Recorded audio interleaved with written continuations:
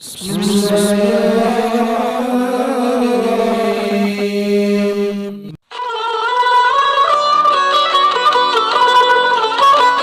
Selamat datang di channel Syuren. Jangan lupa di like, share, dan subscribe. Gratis kok. Yatim piatu, malang nasibmu. Semoga Tuhan selalu melimpahkan rahmatnya padamu.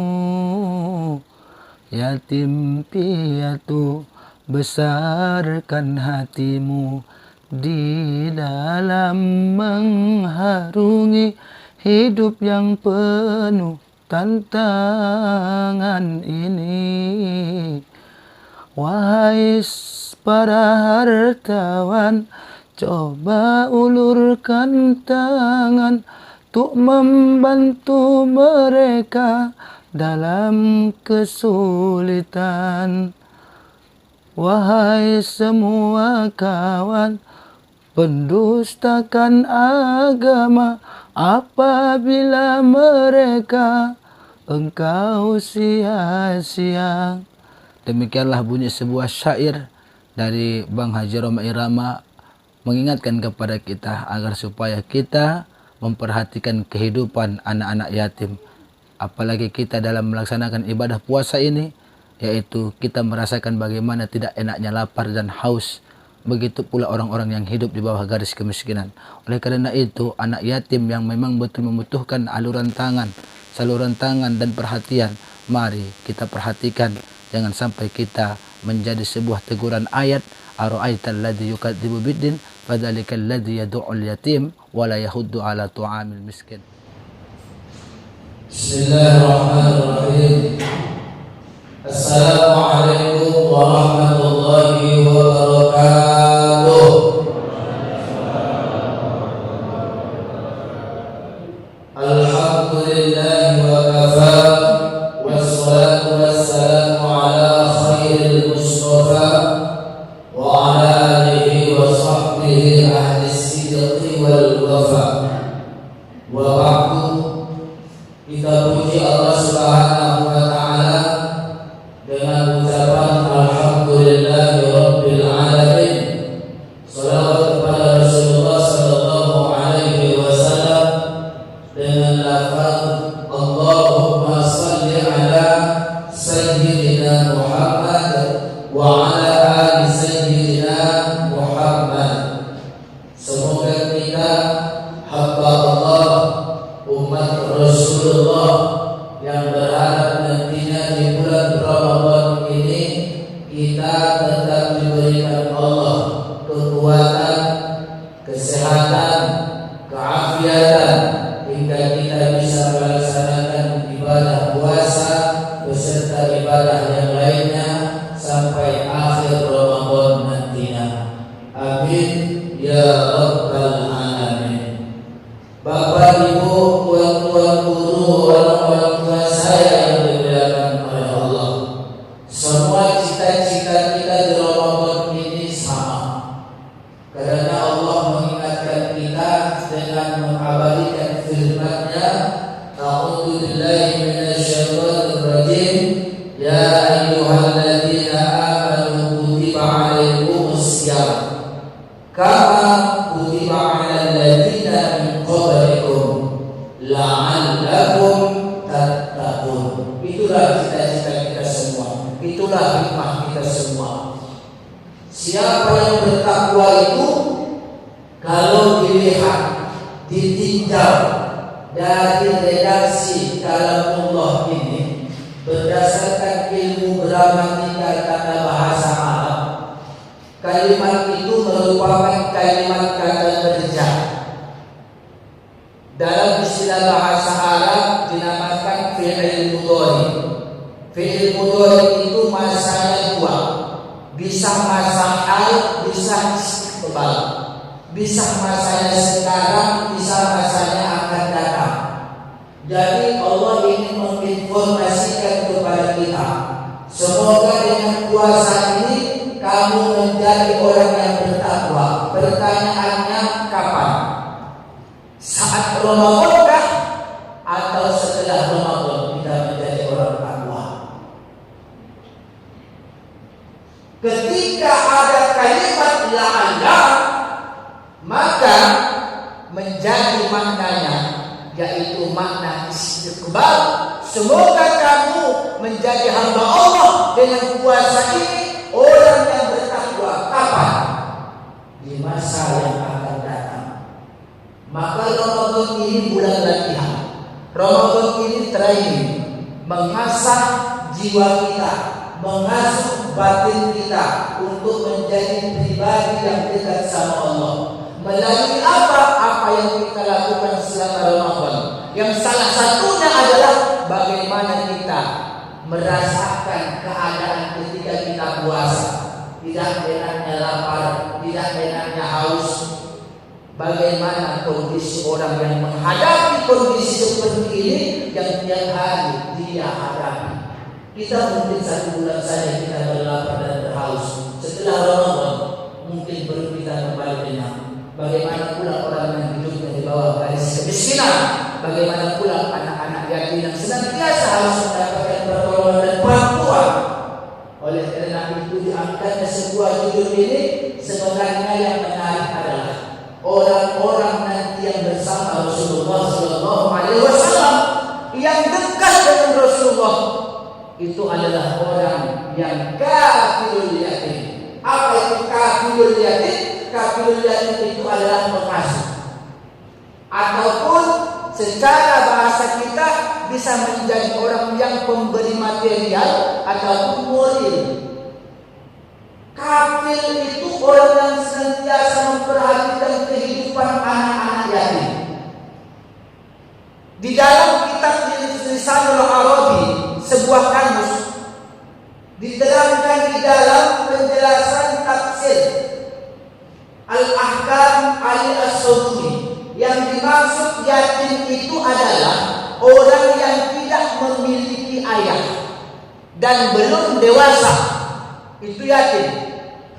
Sedangkan orang yang tidak memiliki ibu itu bukan yatim namanya, tapi al-ajibu.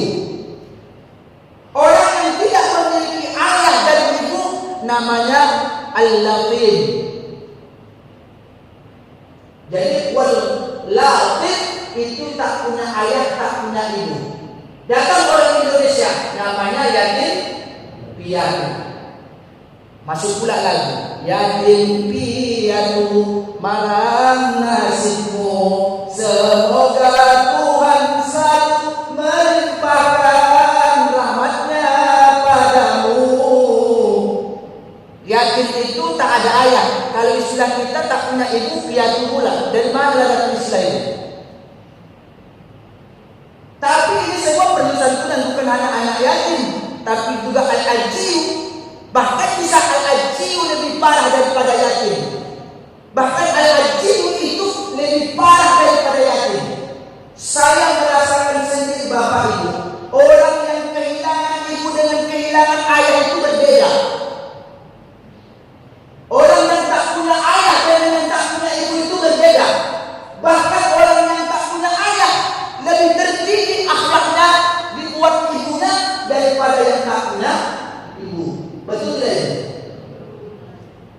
Tiga saya memiliki keponakan yatim, baik dari yatim yang laki maupun perempuan. Ternyata saya bandingkan, ada keponakan saya yang meninggal ayahnya lebih terurus daripada yang meninggal ibunya, kakak saya sendiri. Kenapa? Karena terkadang lelaki ini tidak tahu bagaimana mendidik untuk menjadi seorang ibu. Itu tidak mudah ternyata Bapak Ibu. Lebih berat jadi ibu daripada jadi ayah. Ibu bisa jadi ayah ketika ayah tidak ada. Dia berhasil anak bisa kuliah. Apa yang dia kerjakan? Menjadi pembantu. Dia dari sepedanya 3 anak yang disekolahkannya, berhasil menjadi anak yang dia tidak kuliah. Tidak jarang anak yang itu berhasil. Tidak jarang anak-anak yang Maka oleh karena itu perhatian dalam hal ini, maka kata Rasulullah Shallallahu Alaihi Wasallam dari Sahal bin Sa'id radhiyallahu anhu mengatakan, qala Rasulullah Shallallahu Alaihi Wasallam, ana wa kafilul yatim, aku dan anak yatim itu, kata Rasulullah Shallallahu Alaihi Wasallam, fil jannah, di dalam surga, dapat legalitas, dapat pernyataan langsung dari Rasulullah, buktikan itu. Apa Rasulullah berbohong? Aku dan pengasuh anak yatim di dalam surga. Bagaimana kedudukan martabat di dalam surganya? Bukan di surga dia jauh tidak jumpa dengan Nabi, tapi dia di surga seperti ini, kata Rasulullah. As-sababah wal wusta, as-sababah dari telunjuk, wal wusta dari tengah. Seperti inilah aku nanti di dalam surga. Bayangkan dekatnya orang seperti ini. Fakharaja, dan memisahkan daripada bainahuma, daripada keduanya. Bagaimana di antara jari kelingking dan jari manis, dan bagaimana jari telunjuk dan jari tengah. Beginilah perbedaan orang yang bersama anak yatim yang mengasuh, dekat dengan Nabi. Ada jaminan, bukan hanya sekadar jaminan masuk surga, tapi bersama Rasulullah Sallallahu Alaihi Wasallam. Siapa yang wakafil yatim itu, boleh dia lahu. Apa itu lahu? Lahu artinya dia bahagian dari keluarganya. Maka ibu pun bisa menjadi kafil yatim bagi anaknya, walaupun itu anak kandungnya. Siapa di antara kita yang punya keturunan ada saudara kita yang yatim, kita pun bisa jadi kafil yatim. Bukan harus orang lain yang menjadi kafil yatim itu. Paham bu? Jadi ada keluarga kita, anak adik kita, meninggal adik kita, yatim anaknya, kita yang jadi kafil yatim. Tidak hanya orang lain, itu yang didudukan. Lighairihi, atau orang lain yang bisa jadi kafil yatim yang tidak ada hubungan nasab. Boleh jadi hubungan nasab ataupun yang tidak punya hubungan nasab. Itu kafil yatim. Maka oleh karena itu, orang yang menjadi yatim ini, maka perlu dia mendapatkan pengasuhan, pendidikan. Maka dia akan mendapatkan martabat yang tinggi. Kenapa dia mendapatkan martabat yang tinggi? Karena bersama Rasulullah.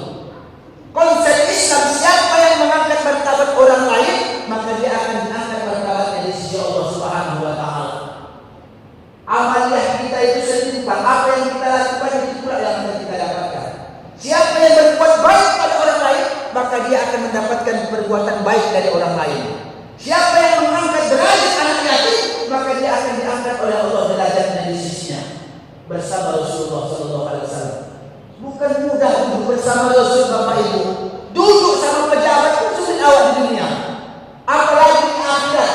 Manusia dikumpulkan semua. Di mana kita coba? Bisa kita bersama Rasulullah? Sulit. Di Indonesia ini kita duduk dengan pejabat saja sulit. Tapi di yaumil qiyamah, begitu banyaknya umat Rasulullah, tapi ada orang nanti yang duduk bersama Rasulullah berdampingan. Siapa mereka itu? Wakatul yatim. Itulah orang-orang yang mengasuh, peduli terhadap anak yatim, baik itu al-ajiu ataupun wal-latim. Bapak Ibu jamaah yang dimuliakan oleh Allah. Lalu apa yang harus kita lakukan, Pak Ustaz? Saya lebih tertarik kalau ada kita punya kekayaan, tidak hanya harta tapi potensi. Saya punya potensi kekayaan mengajar. Siapa yang anak yatim belajar sama saya gratis? Begitu mau kita. Kita ingin menjadi pengasuh anak yatim, kafil yatim. Pak Ustaz, saya punya rumah sakit. Lalu setiap anak orang yang yatim berobat kemari gratis. Oh, itu baru mantap, Pak. Ada sini yang punya kredit. Bu, jawab. Cocok kan? Ada kita punya kemampuan bisa menyunat, Pak. Apa namanya menyunat? Ya kan? Anak yatim ini kan perlu disunat ini kan? Hah?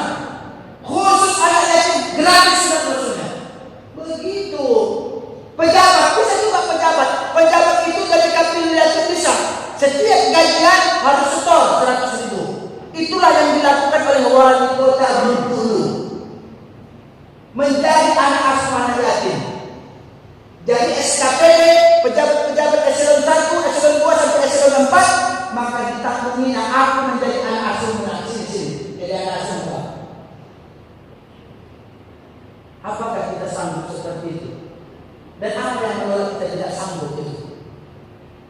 Bukankah kita tahu ada sekitar kita mungkin ada anak yatim? Udah, aku yang menyekolahkan sampai dia selesai.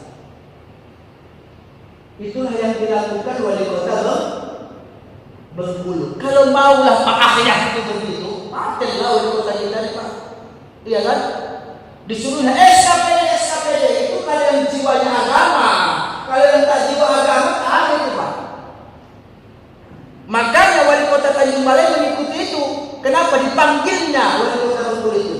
Ada satu amanah yang ingin disampaikan bersamamu. Apa itu? Lanjutkan ini pendidikan anak yatim ini. Ini SKPD suruh. Kalau tak mau ya geser. Itu baru mantap. Jangan sampai telah ayat yang gede. Gimana? Cocok? Cocok? Cocok lah. Tak cocok pula. Begitu baru mantap. Apa potensi yang kita miliki? Saya Ustaz punya rumah makan. Setiap hari Jumat anak yatim berada sama di sini. Baru mantap. Apa yang bisa kita lakukan?